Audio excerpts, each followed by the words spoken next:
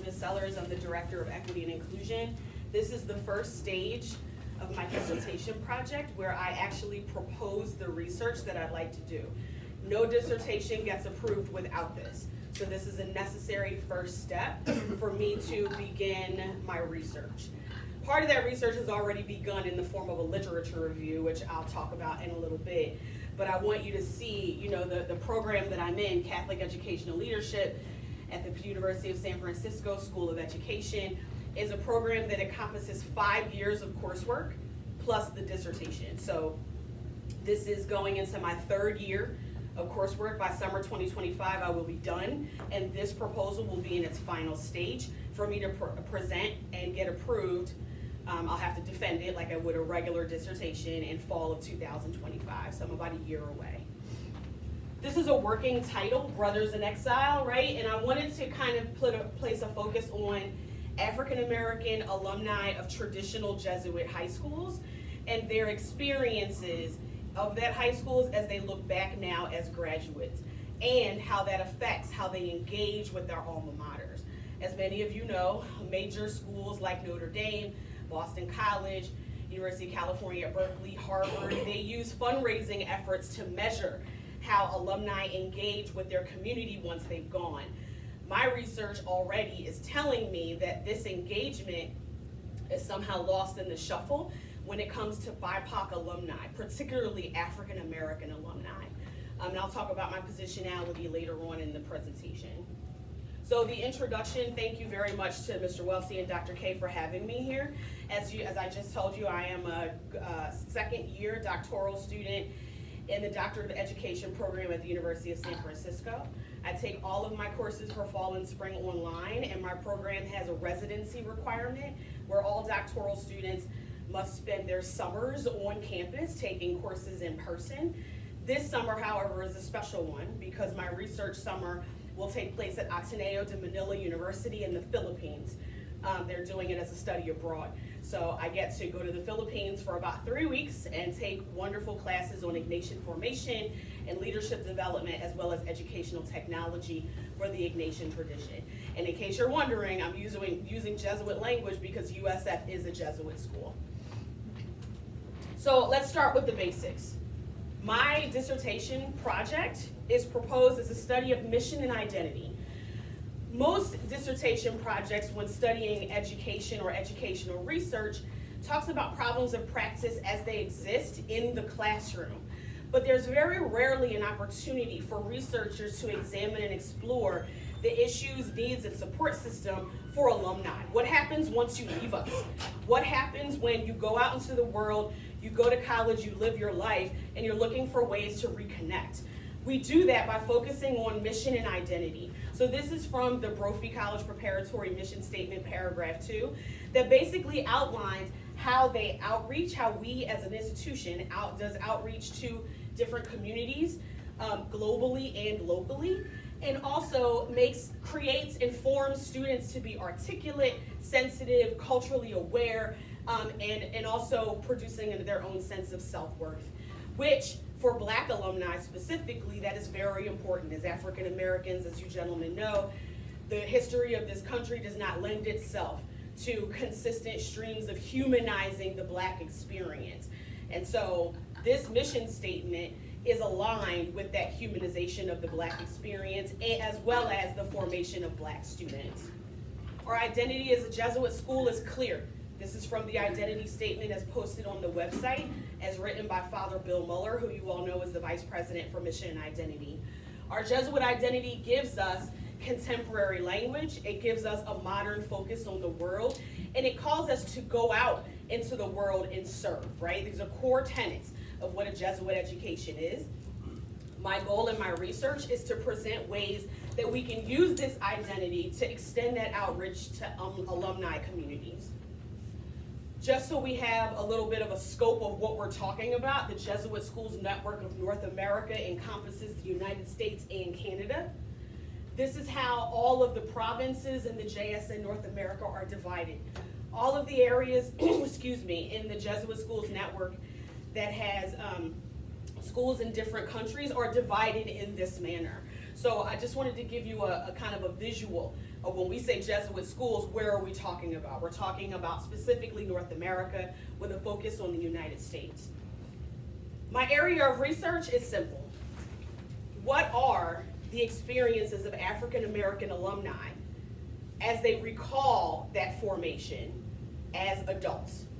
How does that inform or affect the way they engage with their alma mater?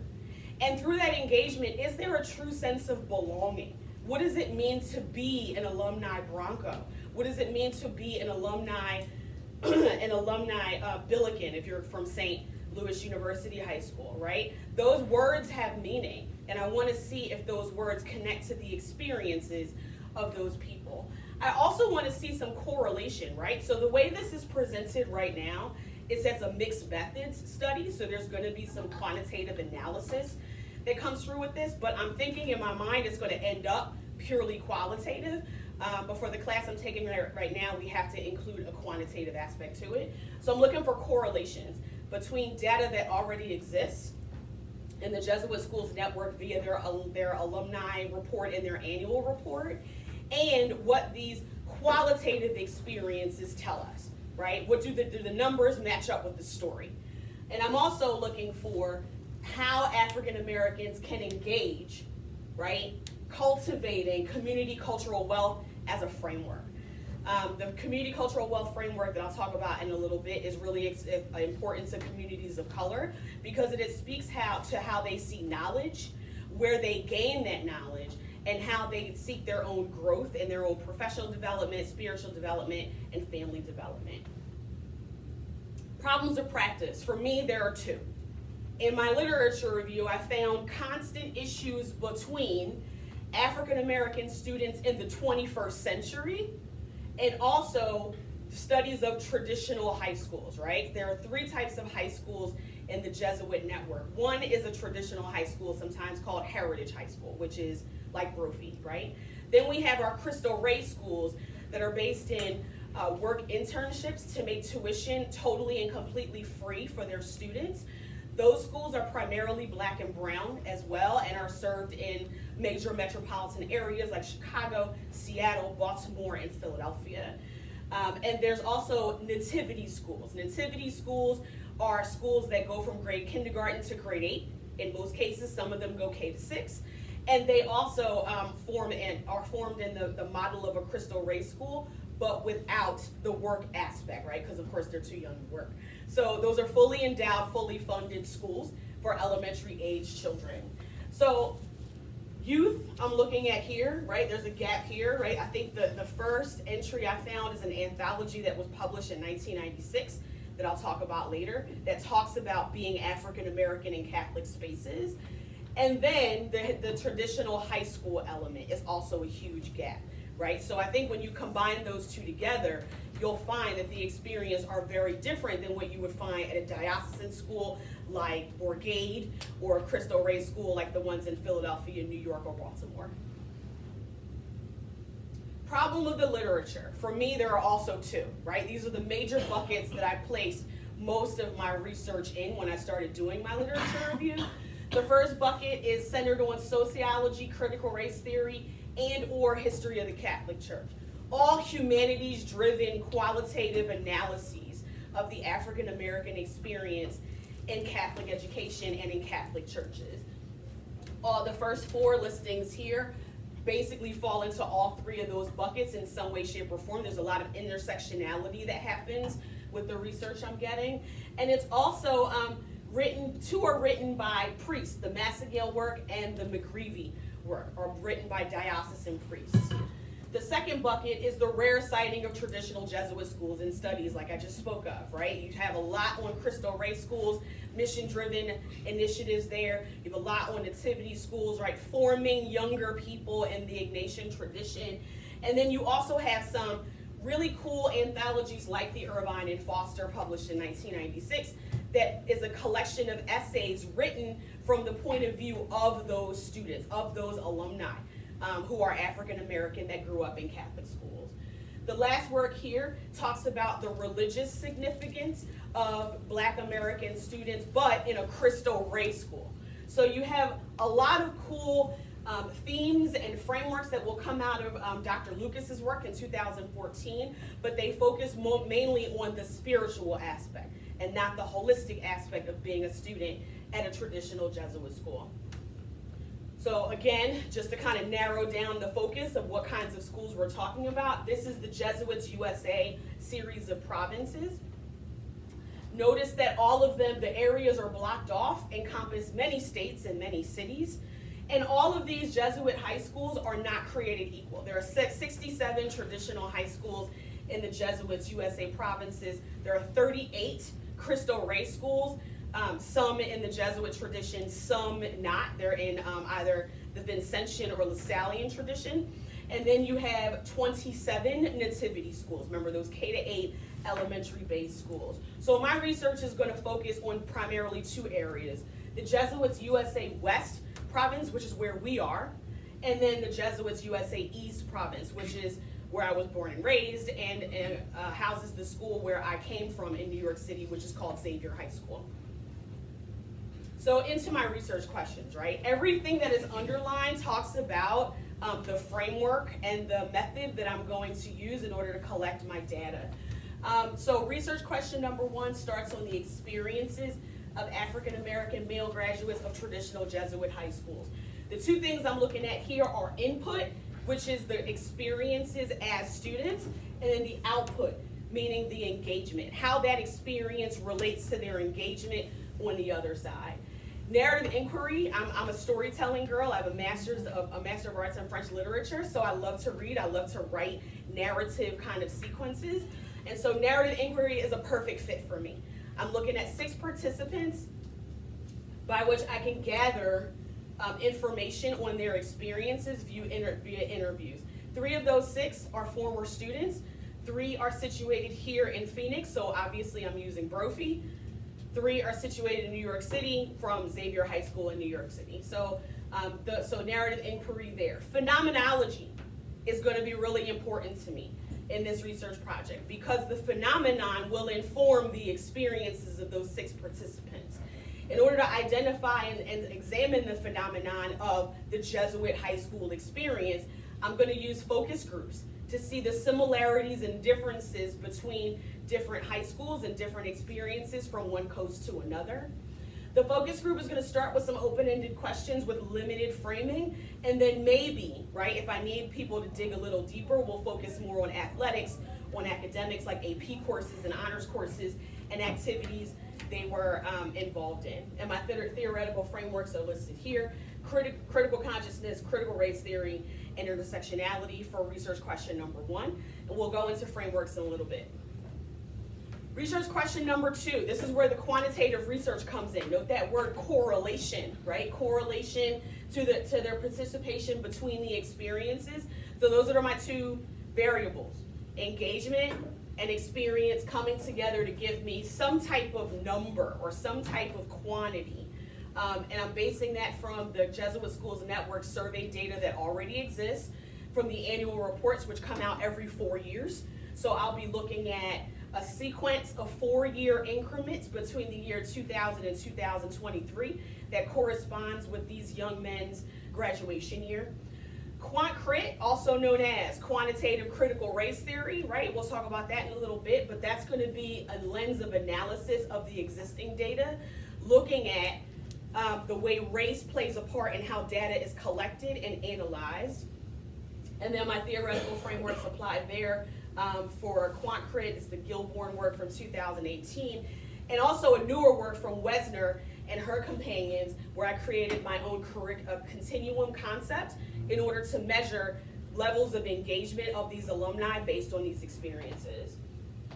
Research question number 3, very holistic and comprehensive here because I'm looking at reconciliation, which equates to belonging. Reconciliation, as I see it, is the way the institution attempts to bring these Black alumni back to campus and stay there, right? Meaning authentic sources of engagement is what we're looking for. Dedicated spaces of healings, what would that look like based on our mission and tradition? And this is also going back to narrative inquiry, where I'm gathering interviews from people who have worked at these schools, either school or both, for a long period of time that can speak to this 25-year span. Administrators, alumni relations directors, and heads of school. There's going to be more direct questioning with those individual interviews with the original 6 participants based on the information that this set of interviews will give me. And our theoretical framework applied here would be community cultural wealth, which I'll talk about in a few minutes, and my continuum concept. So the purpose of the research speaks to what exactly I want to know, right? And I want to know what these shared experiences tell us about traditional Jesuit high schools in the U.S. and how they are connected to by African American alumni. Examine ways that deeper engagement can happen. There has to be something more than fundraising and capital campaigns to get people back to us in our campus and get invested in our campus life. Money is not the beginning and end of everything. And I think communities of color, because they look at money and finances in different ways, it doesn't speak to them to raise money. It doesn't speak to them to donate funds or contribute to a capital campaign. We need to tap into the ways that speak to them the most in order for them to be authentically involved. And then we're looking at community cultural wealth, defining that, honoring the intersectionality of these students, whether they are Black and come from wealthy families in this city to a lower income family whose parent may have been a Caribbean immigrant in the 70s or 80s, who end up at the same school, and what that looks like in terms of mission and identity to bring them back to Jesuit spaces. Basic definitions here, I'm listing 7 so far. I think this might be a little bit too much, but I think these are the ones that will come up the most frequently in my study. So I'm going to go through and define each term one by one in that definition section. So what can come from this? Possible further studies, right? Somebody who reads my dissertation, what can they possibly want to dig into or want to know more about as they continue reading or after they're done reading, right? So these 3 aspects are things and topics that are either barely touched by the research in my experience or have never been touched at all, particularly the second one, a feasibility study of an all-girls Jesuit high school, which, gentlemen, does not exist. Jesuit high schools in the North American province are either all boys or co-ed. There are none that are all women. So I think this study can particularly speak to what would happen, what would that look like if we opened an all-girls St. Francis Xavier High School in Los Angeles. That population, would it come from mostly Black families, mostly Latino families? Will we get some AAPI families? How could that look based on this study of community cultural wealth and engagement in these schools? So my literature review. Prior research, I started here. These are the works that got me started with the interest in my topic and also where the research could lead me. I think it's really important to note that most of these are on one end of the spectrum and then another end of the spectrum. So you've got research from the 90s and you've got research that's more recent, which I think is interesting. There's no middle ground. I'm hoping to pick up the baton where Dr. Franklin Caesar from Fordham University, got his dissertation in 1997. He's a mentor of mine. His dissertation focuses on the experiences of Black American graduates of Jesuit high school and those who have not graduated for whatever reason. And he comes up with this theory about breaking down walls, either seeing through them, jumping over them, or breaking them down in order to experience acceptance of inclusion and belonging, or not, especially for the gentlemen who did not finish their education at these Jesuit high schools for either academic or disciplinary reasons. His findings also tell us that Black American students who do not finish their education at traditional Jesuit high schools end up transferring into diocesan Catholic high schools and doing better because of the formation that they've received in these Jesuit spaces. History of Catholic education is fascinating, particularly when you read McGreevy's book, which consistently gets a new edition maybe every 5 years or so. McGreevy gives you a big span of the history of Catholic education in the United States, going back from the 1920s, where the first group of religious sisters are brought over from Western Europe in order to open these schools, particularly for European immigrants in Polish communities, German communities, and Italian communities where language is the biggest barrier. And then the African American experiences in Catholic schools, again, we have Dr. Lucas there. We have Robert Simmons out of Loyola Blakefield on the East Coast that give us this broad scope of what the African American experience in Catholic school looks like. And finally, we have your Jesuit education and DEIB, which is what I do for a living, so that particularly interests me. Between Chandler and Kirch talking about what kinds of leadership opportunities need to happen to ensure authentic DEIB programming in their schools, and Dr. Sonia Ariola, who's the chief of staff at Bellarmine College Prep in San Jose. She's also a mentor of mine who graduated from my program. She wrote her dissertation on the evolution of student advocacy programs over a 50-year span at Bellarmine, and talks about how those communities began as faith learning communities and then ended as proper affinity spaces in the mid-2000s. My theoretical frameworks, right? I think I'm going to have to narrow this down a little bit too, but the five that speak out to me so far. Of course, the critical consciousness of Paulo Freire, a Brazilian educational scholar, essayist, and social critic who wrote this book in 1970 called The Pedagogy of the Oppressed, and defined this theory of critical consciousness as what happens when you examine an experience in hindsight. For a person of color, that experience alone produces revelations and epiphanies about what they needed then that they couldn't describe in words. So I'm hoping this critical consciousness theory will lend itself to how my participants recall their experience in their schools. Critical race theory, raise your hand if you heard of this, critical race theory, right? Founded in legal studies, yes, usually to identify and examine systematic inequalities in either legal proceedings, legislation, or decisions at trial. Founded by Kimberly Crenshaw. Crenshaw's Intersectionality. Ladson Billings wrote great scholarly work on critical race theory and its appearance in schools. Not so much in terms of legality, but in terms of disciplinary practices, in terms of dress code, in terms of curriculum, and how that lens of critical race theory can lend itself to greater inclusion in terms of what we see, how we move through campus, and what we read, and what we teach our students.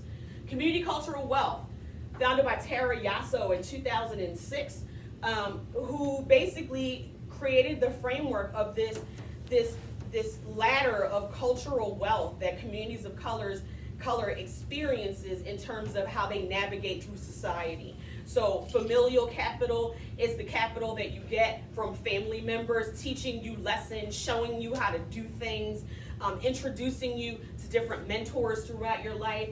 Another example is navigational capital, the ability to code switch between different environments based on where you are, what you're learning, and how you grew up. So the community cultural wealth piece is a framework that's going to be very important to the engagement piece and the belonging, how we get people back to us.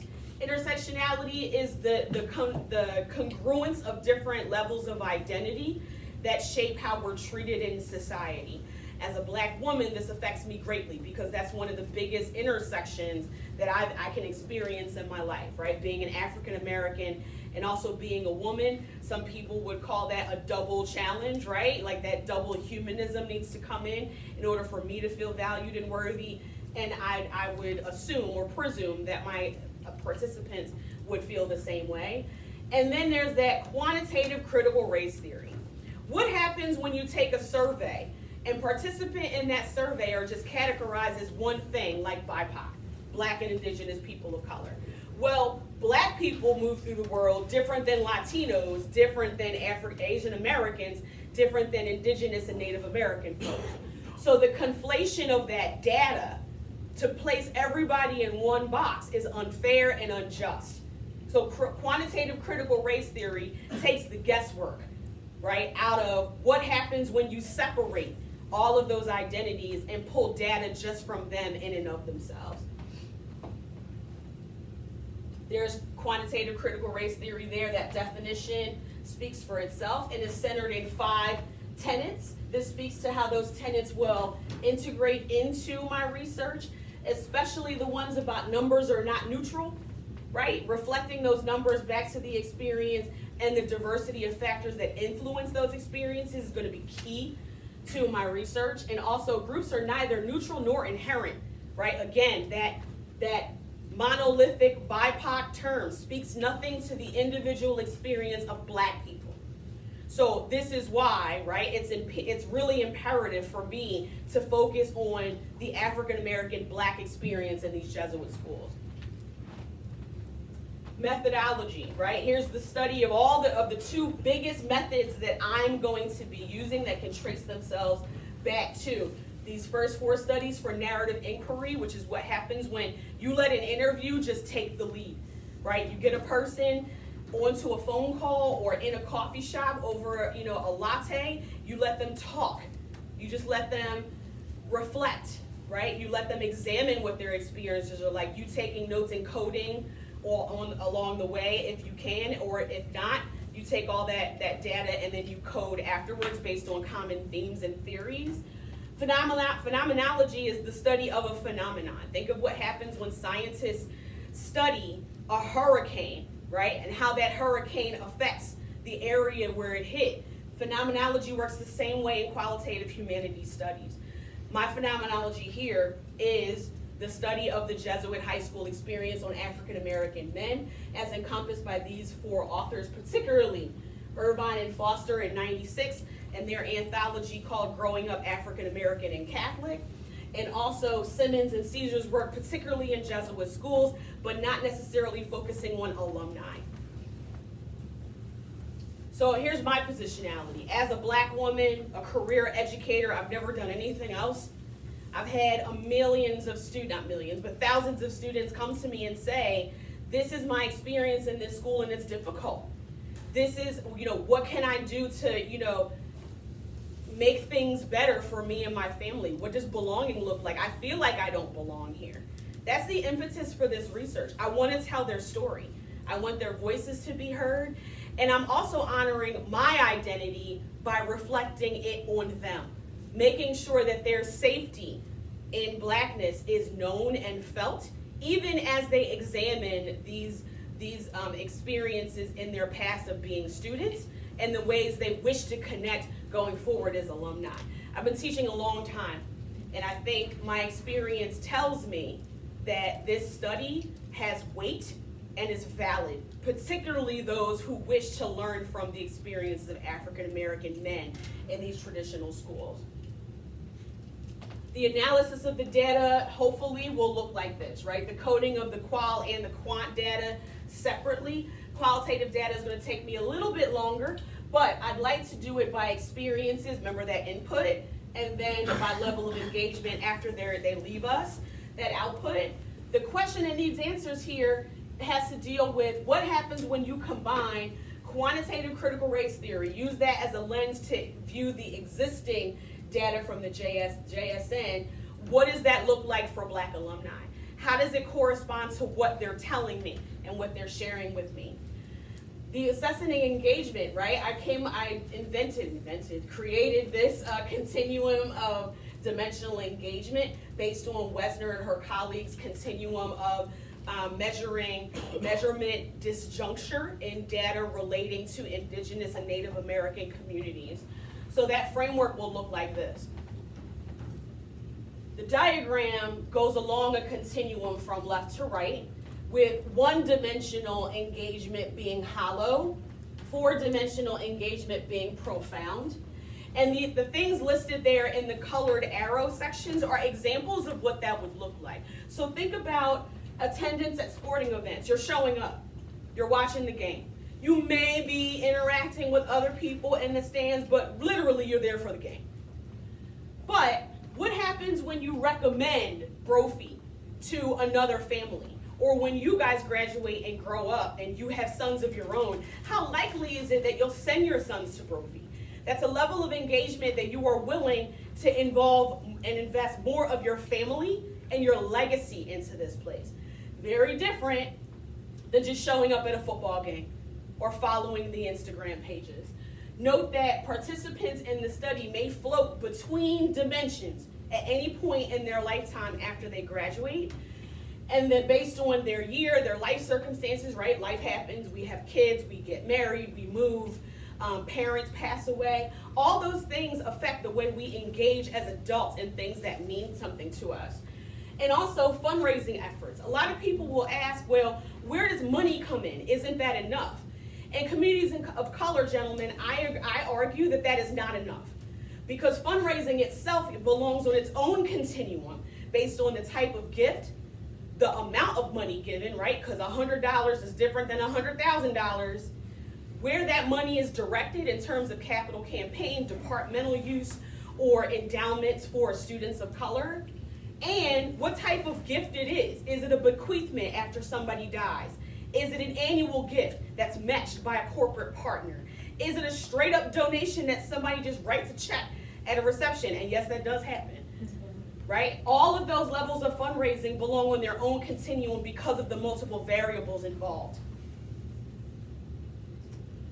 So, next steps for me. If this is approved, which I'm praying it will, and this is the first draft. Actually, this is the third draft of this particular one. But the one I present in fall 2025 will look a little different because it'll lean more on the qualitative side.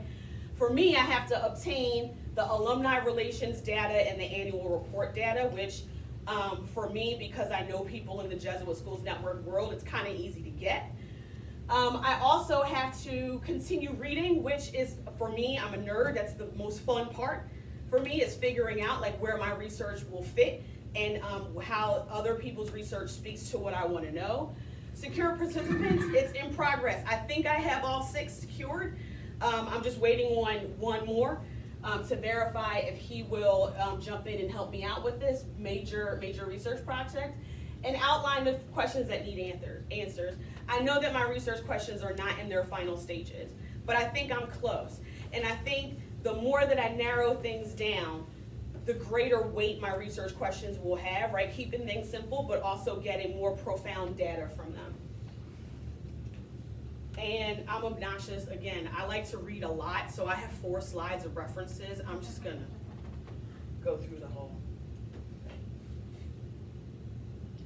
All right, questions?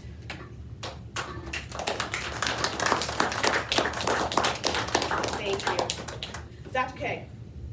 Can you talk a little bit about why you decided to go Jesuits, Western Jesuit East, but not the 2 groups in the middle of the country? Yeah, that's an excellent question. I think I was speaking more to access there because I work and have insider perspective at both institutions.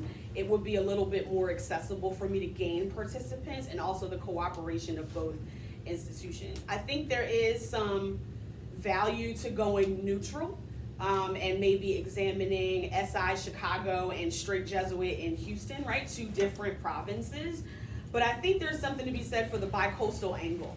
I think the way of life in both places, Phoenix and New York, will also speak heavily to their experiences at the school. And I want to best represent students that that really tap into my positionality as a researcher. Thank you for that. Bring it, this is practice, I love this. Yes? How would only analyzing male graduates assist in learning about like what the formation of an all-girls school would be? Yeah, I think that's a good question too. I think, there's something to be said for single-sex education as well. And I think the dimensions of single-sex education as an entity connect really well together, the all-male model and the all-girl model. I think it's important to remember that in studying single-sex models in schools, there are some theories that will connect throughout. And I think if you look at those theories and those frameworks on their own, I think you can apply them to what a girls' school would look like and then kind of produce more theories and more positive outcomes based on how girls learn and what girls need to learn, what they like to learn, and what speaks to them as women. You're welcome. Thank you. Yeah, go ahead, Ron. Are you going to combine your research from like the Brophy research and the East Coast research together, or are you going to study them separately? Okay. So the experience coding and the qualitative model will help me with the narrative inquiry piece and actually pulling out personal experiences one-to-one. But then the focus groups will help me observe the phenomenon of the Jesuit high school experience. And another reason why, back to Dr. K's question, I chose Brophy and Xavier in New York is because they're very similar. They're very similar in student body makeup. They're very similar in activities, sports, faculty size, teacher-student ratio. All of those things are very, very similar. The biggest three differences are the climate, one, two, the space, right? Because in Manhattan, you don't build out, you build up, right? And then also there's a difference of just general atmosphere. What's the flow like of a regular day? Because the bell schedules are different, the daily schedule is different from week to week. So yeah, I think those two schools and their similarities alone just make a perfect connection to what that phenomenon would look like. It's a good question, thank you. Mm-hmm. Do you expect to see different results over different generations of graduates? And could you see this becoming like a more like longitudinal study where in 30 years, how graduates who graduated in 2024 might feel differently than graduates who graduated? Yeah, sure. It's one of the reasons why I wanted to do a 25-year study because I've been teaching since 2001. So beginning the study in 2000 is right when I came into the game. And then bringing it up to the present day at that point will be 2025, will definitely give me a generational span of the differences and experiences. The longitudinal study aspect is really interesting because I think that will come up as we examine systems of support and advocacy for African American students in traditional Jesuit schools, which Sonia Areola outlined in her dissertation. Hers was a 50-year study that ended in 2010 and began in 1960. So I think that will be a nice place for me to kind of pick up the mantle and overlap a little bit with her, but then kind of take it forward. Like, what does this look like further into the 21st century? Thank you for that. Rowdy. Do you foresee the potential results of this study being generalizable to like a larger population?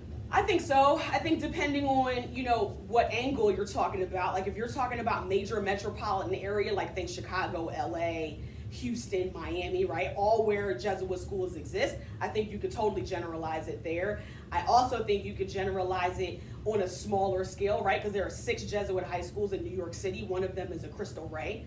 So I think if you want to do that longitudinal study over 20 years in one city, that would give you a nice general sample size of experiences for you to look back on.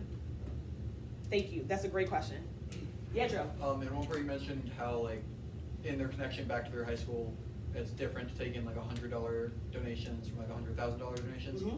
Would that also take into account for like $100 being a larger sum for someone that's might be poorer? And that being a heavier connection? Yes, and in that community cultural wealth piece, I look to examine what happens when donations of a certain size are not feasible. And I think the smaller donation may speak to one level of engagement, but the bigger one will speak to a different level. Because let's face it, I mean, there's not that many Black Americans in the 1%. So when you're talking about like bequeathments and all those big dollar donations, that's going to reflect on a different level of engagement for a Black man graduate of one of these schools.